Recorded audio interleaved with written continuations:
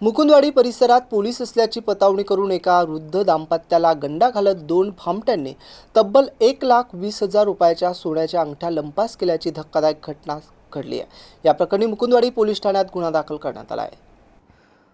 उमराव मारुतीराव निक्कम वय 74 राहणार विठ्ठलनगर मुकुंदवाडी यांनी दिलेल्या फिर्यादीनुसार ते पत्नी शोभा निक्कम यांच्यासह रविवारी सायंकाळी सुमारे 4:45 कर्णपुरा येथे दर्शनासाठी स्कूटीने जात होते। रामनगर बसस्टॉप जवळील लाईफ हॉस्पिटल समोरून जात असताना बुलेटवरून आलेल्या दोन अनोळखी इसबांनी त्यांना अडवलं। आम्ही पोलीस आहोत, आमच्या मागे मोठे साहेब आहेत आणि चेकिंग सुरू आहे असं सांगत दोघांनी निक्कम दाम्पत्याला हातातील सोन्याच्या अंगठ्या काढण्यास सांगितले।